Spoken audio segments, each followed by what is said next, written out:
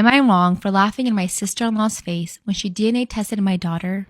I, 30 male, have a daughter who's 6. I'm not biologically related to her at all. There is no blood relation between us. I was friends with her mother for most all of my childhood. We were never involved romantically and were always just friends. She had her daughter at 23 with her 25-year-old husband. When my daughter was a newborn, about 3 months technically, both her mother and father were killed. I won't go into too much detail for privacy reasons, but it was workplace shooting. My friend and her husband had worked in the same building and were both killed. Both my friend and her husband had grown up with less than ideal families and didn't have any siblings, so there wasn't any of next of kin for their daughter to go to. However, because I was close with them, I was able to adopt her. Even though I had been iffy about the idea of kids, I didn't want their daughter to grow up in foster care or around people who didn't have a connection to her bio parents, so I stepped in. All my parents and siblings know that my daughter is not my actual daughter biologically speaking. My daughter, who we'll call Lily, also knows that she's adopted. I never really hid the fact that she was adopted. She knows her parents are dead and were killed by a bad man, but I'm saving the details for when she's older. Lily does not look like me at all. She looks exactly like her mother and bio dad. Most people assume that I'm her biological dad and that she just took after her mom. I don't ever really correct this when and if people assume this because it just seems unnecessary. My brother has been with his fiancée for about 2 years now.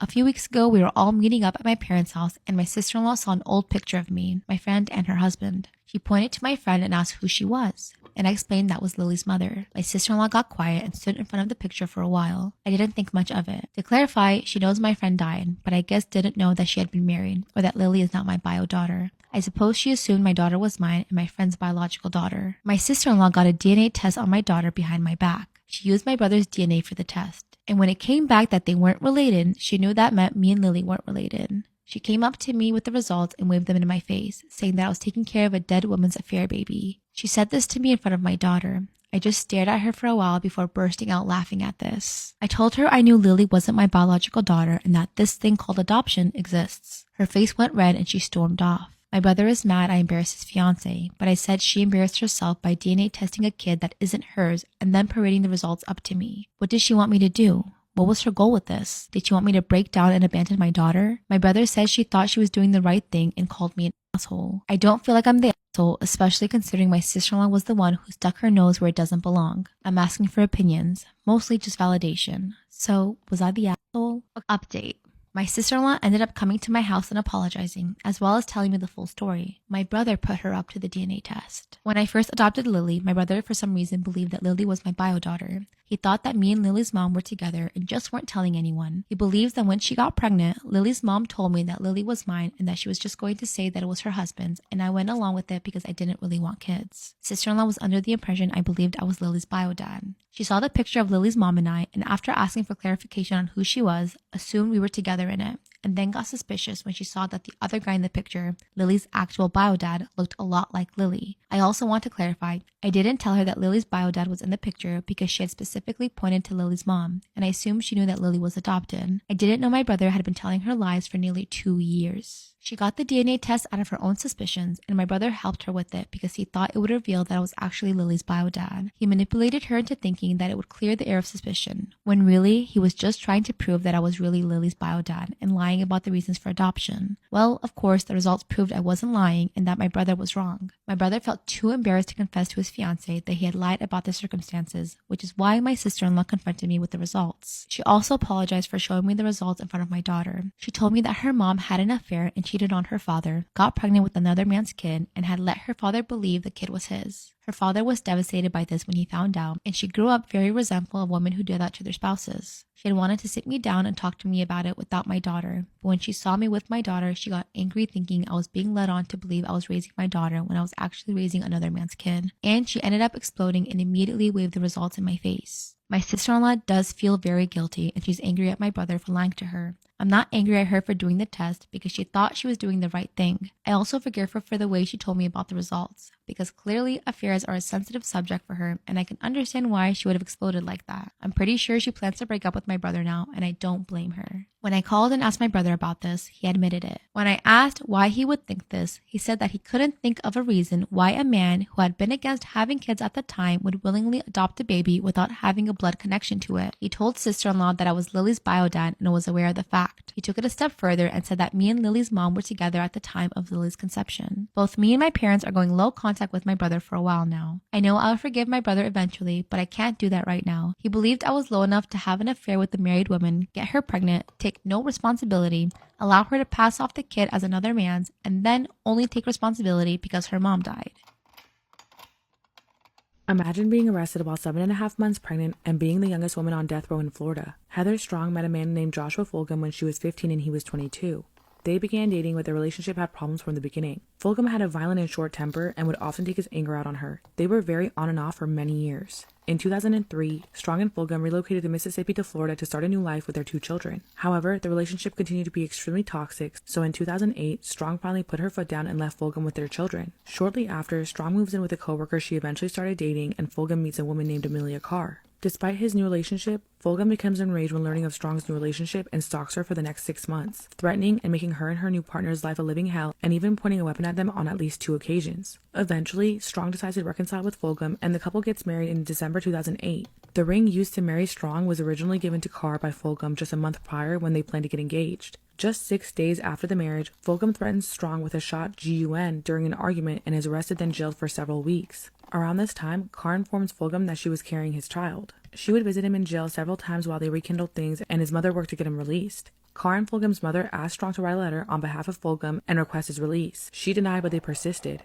Carr became angry when Strong wouldn't write the letter to support his release. She pulled a weapon on Strong, but a mutual friend named James Lacombe was able to separate them before anything occurred. Strong began dating the same mutual friend shortly after and moved in with him in January 2009. A week after they started dating, Fulgham is released from jail. This is when Carr tells Fulgham that Strong planned to leave the state with their children, prompting him to ask Strong to write a letter granting him full custody of the kids. On February 15, 2009, Fulgham and Strong walk out of her home together and she was never seen alive again. When Lacombe returned home, he noticed some of Strong's items were missing from their apartment. Later that day, Fulgham left a voicemail saying that him and Strong had rekindled the relationship. Strong's family reported her missing on February 26, and it was about a month until authorities interviewed Fulgham about her whereabouts. During the interrogation, detectives discovered that he had used her credit card illegally after she had gone missing. Fulgham admitted to using her card but denied any part of her disappearance and directed detectives towards his on-again, off-again girlfriend Amelia Carr, who was 7.5 months pregnant at the time. Although they didn't have evidence to charge him with murder, they did arrest him for unlawful use of a credit card. Before he was transported to jail, though, Fulgham asked the detective a startling question. After Joshua Fulgham is taken into custody for illegally using his missing wife's credit card, he asked detectives a startling question before heading to jail. He held out his wallet saying, "You let me take this by my mama if I take you to her?" The detective replied, "If you take me to where Heather is, I'll take your wallet to your mama." Fulgham directed them to Amelia Carr's house, his pregnant girlfriend, and stated that this is where Heather Strong was located. When they get out of the car, it was dark. They let him lead the way where they walked down a trail to an old, dilapidated trailer. The detective grabs a long stick and was sticking it around in a pile when he sticks it in the ground and it goes down several inches. He instantly knew it was a grave. After obtaining a search warrant, authorities began digging Carr's property while Fulgham said his goodbyes to his mother and children and was taken to jail. Detectives began digging the hole and uncover Strong's face, deceased. After they find the body, Fulgham confesses to murdering Strong with the help of Carr. Carr states that she had nothing to do with the murder and that she was threatened by Fulgham to keep quiet about Strong's disappearance. The investigation hits a standstill until Fulgham's sister, Michelle Gustafson, reached out to police and agreed to help get Carr to speak about her involvement of the murder on tape. In this sting operation, Carr admitted to Gustafson that both she and Fulgham murdered Strong. After luring Strong to Carr's property, Fulgham then hit Strong in the head with a flashlight that broke. Strong tried to make a run for it, pushing Carr down and breaking the window in the trailer to try and escape. Fulgham then grabbed Strong and taped her to a chair. The two then put a bag over her head and tried to snap her neck, but it didn't work. Strong was eventually suffocated to death. When detectives brought Carr back in for a final interview, she admitted to being with Fulgham when Strong took her last breath. They were both then charged with first-degree murder and kidnapping. Carr was apparently the mastermind behind the plan. She gave birth to her child in the hospital, got to hold her for 15 minutes, and then was transported back to an isolated cell within 6 hours. She was originally sentenced to death row, which was turned later to life in prison because it must be a unanimous vote by the jury to sentence an individual to death. However, hers was 7-5. There's a signed affidavit that absolves Amelia Carr of her involvement with Strong's murder, but she already made the statements and confessions that she made, so it pretty much seals her fate. She's still in prison but trying to fight for her freedom, stating that she's not the same person she used to be and hasn't seen her children for 14 years. Fulgham is also serving life in prison. My motherly aunt wants me to give up my unborn child to my infertile, godly cousin. I'm currently 6 months pregnant with my daughter, and me and my boyfriend are beyond excited. She was a surprise, okay? Unexpected, but a very exciting surprise. But since we announced my pregnancy, my aunt and my cousin have been menaces about the whole thing. For some very important context, my aunt actually raised me and my younger sister, so she's very much like a mother figure to me. And my cousin, she's like a sister, more than a cousin.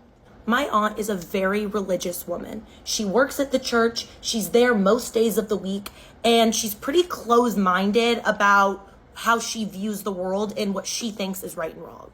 Now, my aunt has been very outspoken about the fact that she believes a child should be raised in a household with a strong male provider and a stay-at-home mother that cooks and cleans and does all those things. Just the very traditional cookie-cutter household. She's also very opinionated on the fact that children should go to religious private schools instead of public schools. Yeah, my kid's gonna go to public school. Sorry.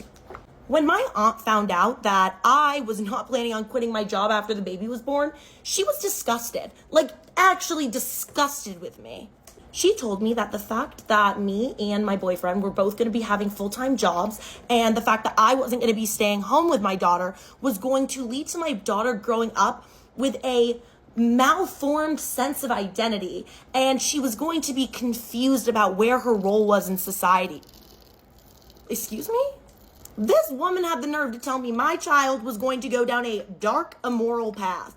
What does that mean? Just because I have a job, my kid's gonna go down a dark, immoral path. She said that based on me and my boyfriend's untraditional family dynamics, that my cousin and her husband would be a much better fit to be the parents of my daughter. For context, my cousin is a copy-paste of her mother. And she feels the exact same way about my baby as her mom does. My cousin and her husband have been trying to get pregnant for years, but they eventually learned that it just wasn't going to be possible for them. So they've been in the process of trying to adopt, but apparently that's been taking a really long time. So when she found out I was pregnant, she was like, okay, we're hitting the lottery, free baby. And in her mind, it's perfect because she is biologically related to this child and she can save the child from going down a dark, immoral path. This entire situation is so bonkers to me because I have never made one comment to anybody that I was considering giving up my daughter for adoption. The thought never crossed my mind. I knew as soon as I found out I was pregnant that I was going to keep her, and I've never made any kind of comment that would suggest otherwise. I thought eventually they were just gonna drop the subject after I made it clear that there was no way I was giving up my child. But as the months went farther along in my pregnancy, they were just ramping up their antics. They were getting more aggressive, texting me more, calling me more. Finally, I blocked their number and I had to move apartments. Kels, why did you have to move apartments? That's a great question. It's because one Saturday afternoon, unexpectedly, I get a little knock, knock, knock on my door. There's my aunt and my cousin, right there, to talk to me about giving up custody of my baby and why it's the right decision.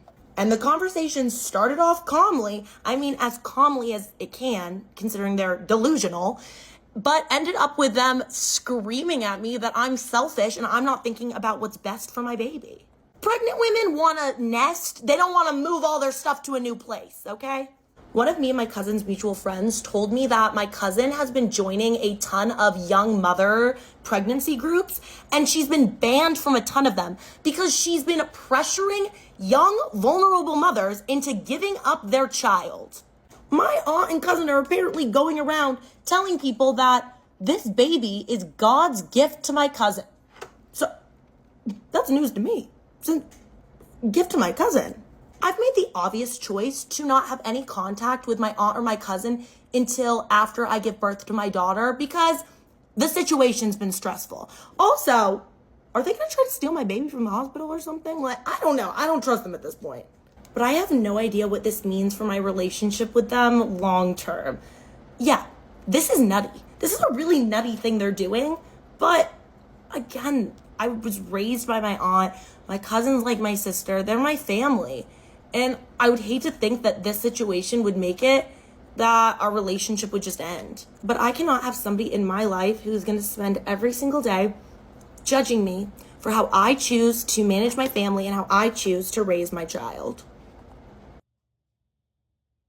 My mother has officially lost her fucking mind. The thing about my mother that you need to keep in mind is that she's a chameleon. So if someone likes something, she's also gonna like it. Also, she will hyperfixate the fuck out of something. A great example of this is her love for Jesus. Like, we didn't grow up religious whatsoever, and then randomly one day out of the blue, after not liking God for years, was randomly just like, I love Jesus. And at church every Sunday, and just like really became like in love with Jesus, which is totally fine. Like, girl, do your damn thing. But as you could see from like her daughters, were a little bit confused as to where the fuck the love from Jesus came in. She also does this with books, by the way. There was this one book by this girl Marie called Everything is Figure Outable. I don't even know Marie's last name because she was a first name basis in our household. My mom got everybody the book that Marie wrote for Christmas. Like, literally all of us had to read it. And like for years, all she would say is like, everything is figure outable, everything is figure outable, because she read this one book and became fucking obsessed with it. Anytime I'm going through a hard time, she's like, well, Livy, anything is figure outable.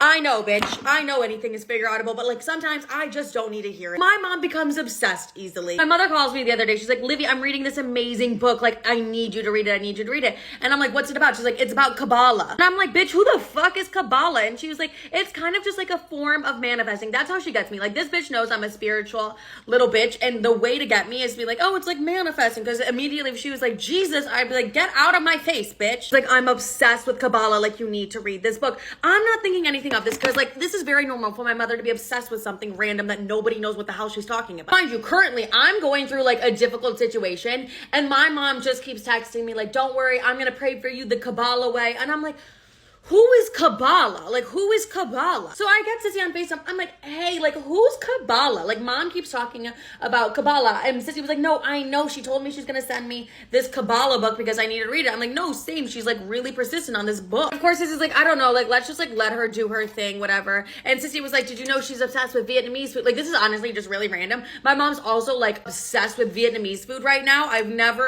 She's never in my life brought it up, but currently is addicted to Vietnamese food. Understandably so. Sissy was like, yeah, mom said she had Vietnamese food for dinner like the past 5 nights. I'm like, where is this coming from? And I was like, oh, Sissy, maybe like Kabbalah that she's obsessed with and her Vietnamese food addiction are like the same, like 1, 2 in the same, okay? Like, let me Google what Kabbalah is. I Google Kabbalah and I'm immediately like, Sissy, what the fuck is this? It's telling me that it's a Jewish practice. First of all, the bitch is lying. It has absolutely nothing to do with manifestation. Number 2, when did my mom become Jewish? Because the last time I checked, the woman was making me go to Catholic churches with her to light candles. So imagine my surprise when I'm like, mom's Jewish? Sissy, like, when did mom become Jewish? It's like, go off, queen, like, be Jewish, like, do you, I don't really care. But it's like, how did this all happen in a week? Like, in a week, my mother just decided she's Jewish now. So my mother was so big on the fact that Kabbalah is not a religious practice, which like she's not wrong. It's not a Catholic practice. It's just a Jewish practice. Sissy, like, how did this happen? And then I'm like, wait a minute. She is trying to get us to like convert as well. I'm like, she is desperately wanting us to read this book. I'm like, what the fuck is happening? Like, what the fuck? Who just wakes up on a random Tuesday and changes their entire religion? My mother. So imagine how confused Sissy and I are that my mom is just randomly like, yeah, Kabbalah. And we're like, what the fuck is this shit? Sissy and I are texting her while we're on FaceTime together because we're like, okay, we need to get to the root of like how this all started. Because like someone gave her this book. And my mom was like, oh my God, yeah. Like my boyfriend just gave it to me. He said that I should read it. I said, oh my God, he opened a can of worms that he didn't know he was opening. I will be hearing about Kabbalah for the rest of my life because the woman has fully became a chameleon again and is now obsessed with Kabbalah. So here we go. My mom's boyfriend has no idea the can of worms that he just opened with just being like, read this book. My husband confessed that he's not attracted to me and that he has a side piece. My husband is a complete nerd. He loves computers and he's a rocket scientist, a literal rocket scientist. He's always the smartest person in the room. He's the kind of person that reads 1 book a week. He's always trying to study and learn more. And frankly, he's, you know, like a nerdy looking guy. Because of all of this, I never thought that he would be the one to tell me that he was not attracted to me and that he had a side piece. And I'm sure you're wondering what I look like. I would say I'm a solid 6. Not always the prettiest in the room. I'm very fit and I love beauty, so it means I take care of myself. People are always surprised that I'm married to the man I'm married to. Because he doesn't really dress up or fix himself the way I do. Worst part is that I never noticed that anything had gone wrong. I thought we had a great relationship. Sure, it's not like there's fiery passion between us, but I still love him and care for him. 4 weeks ago, he came home from work in a really bad mood. And when I asked him, he just blew up in my face. He said, "Not attracted to you anymore and I'm seeing somebody else. But now she's ghosting me." He came home to complain that his side piece was ghosting him. He confessed to me that he was having an affair. He wasn't even sad or upset for me. He was more upset that his side piece was ghosting him. So as I broke down in tears and fell to the floor, mind you, we've been married for 10 years, he pulls out his phone and starts calling her. That's when I heard him whisper under his breath, "I'm taking back the apartment." That's when I blew up. I'm much taller and much stronger than him, so I pushed him down and pinned him to the floor, grabbed the phone from his hand, and forced him to tell me the truth. He had been renting an apartment for her, and he was giving her $4,000 a month. He and I always used to get in fights because he never wanted to pay for anything. He was the one that wanted the princess treatment. He always claimed that our finances should be separate, but I was the one paying for dinners and dates. I was so hurt, and when I asked him why he was giving her so much money instead of me, he said, "Because she's incredible. I love her." That's when he started ranting about how everyone throughout our relationship always said that I was better looking, and that I was the stronger and fitter one, and that he was sick of being treated like that, and she treated him like a man. And what he said next is even worse. They had a child together. My husband confessed that he has a kid with another woman. Not only had he given her an apartment and $4,000 a month, he also got her pregnant. One minute I was cooking dinner for him, waiting for him to come home. The next he's telling me that not only is he not attracted to me, but he has somebody else, and that he loves her. I was beyond devastated. He told me the reason why he was angry was because she was ignoring him, that he didn't deserve that treatment from her. When he finally took a second to look up at me, his face completely changed. He actually apologized and said that he understands how heartbroken I was. Then he told me that after years of people telling him that I was too good for him, he had had enough, and that's why he started the affair. He told me that I needed to let him go and that he wasn't good enough for me, that all he would ever do is continue breaking my heart, that I should find somebody else, blah blah blah. I didn't even have to kick him out. He grabbed his pajamas and toothbrush and left. I am so depressed. I wake up crying every day. That horrible feeling when you know something's wrong as soon as you wake up. And the worst part is, on Facebook they announced that they're engaged. So now he's asking for the divorce. My bestie thinks I shouldn't give it to him. Should I make his life harder? Or should I just give him the divorce? What should I do?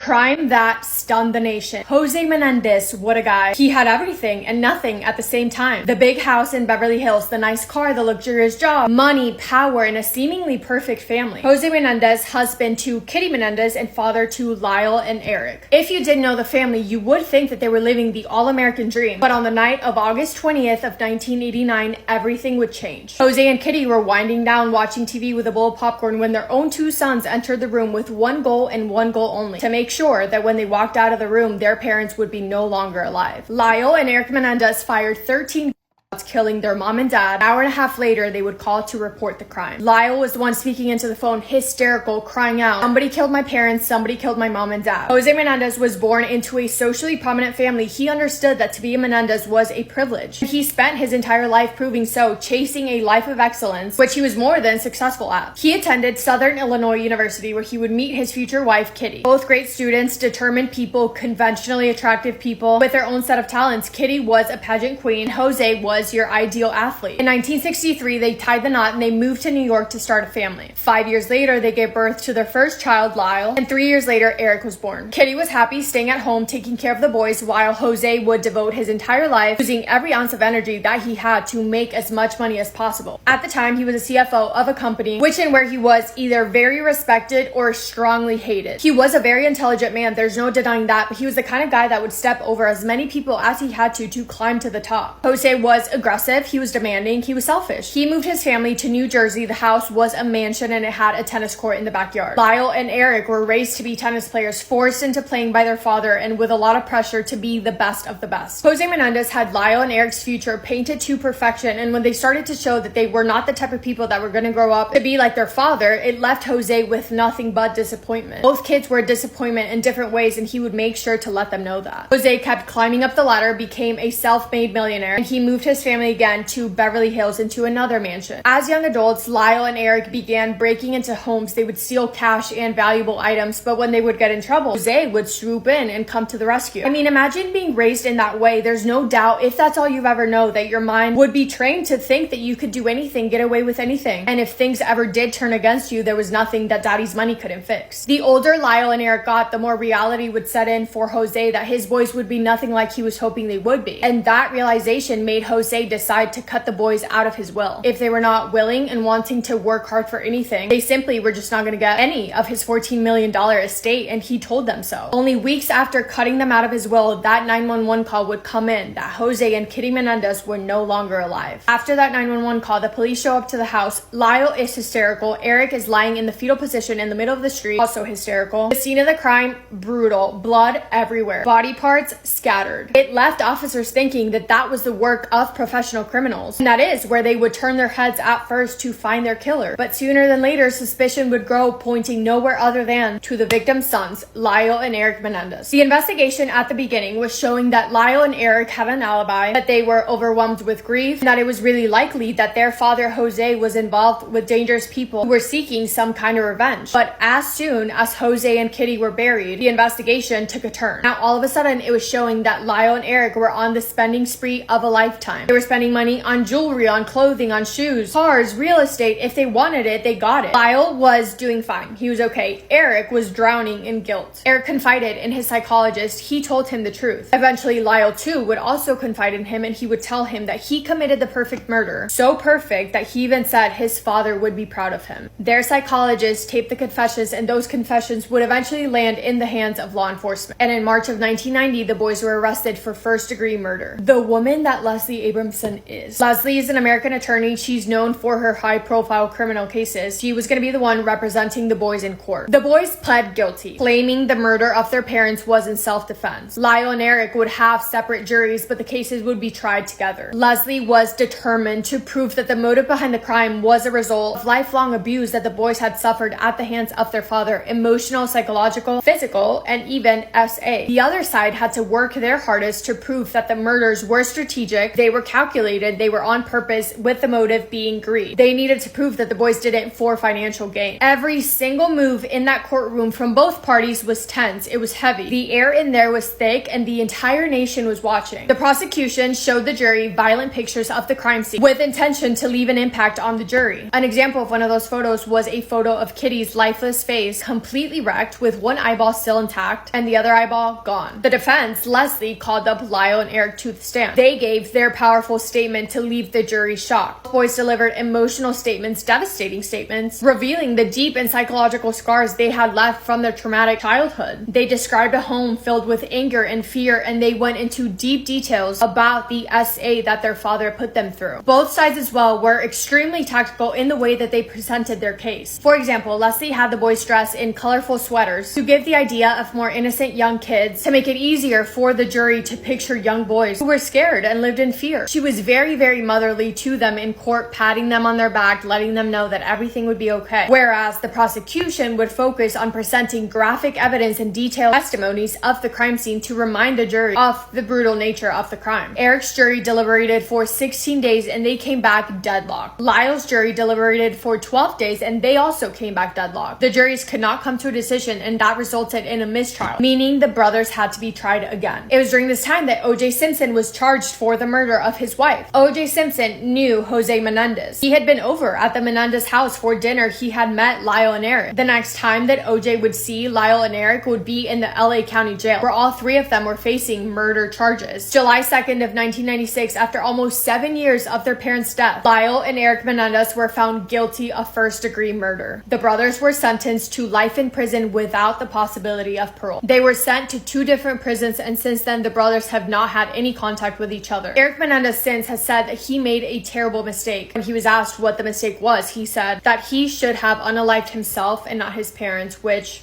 that made me cry a little bit. That is my take on the Menendez case. I don't know, I probably did not add any information that you guys don't already know. This case has been all over social media for years, but I did want to cover it solely for the reason that I want to know what you guys think in the comments. So let me know, let's talk about it. Anyway, thank you guys for spending time with me today. I just realized that I was like yelling the entire time throughout this video. I literally get so excited to talk to you guys, like I'm sweaty because I was so pumped up.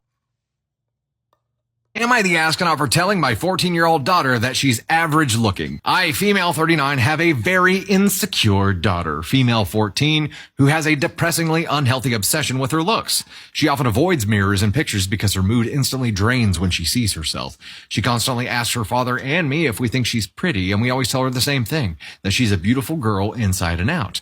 As I understand how most teenage girls are with their body image, as I was one at some point myself, my daughter's vanity is not only becoming exhausting to those around her, but I fear it's causing her to slowly lose herself. Yesterday, I decided to sit her down and chat with her about this, to discuss what's bothering her and to see if she's willing to visit a therapist. She told me she didn't want to talk about it, but as her mother, of course, I'm going to be worried about her, so I insisted. She finally agreed. A few minutes into this conversation, she asked exactly this. Mom, I want you to be completely honest with me. That means no sugarcoating. The kids at my school think I'm ugly and say I look like a bird because I have a big nose. Do you really think I'm beautiful, or are you just lying? I'm an honest person, so I gave her the most honest answer that I had. I told her she was average looking like most people in the world are, and that it's not a bad thing to have an average appearance.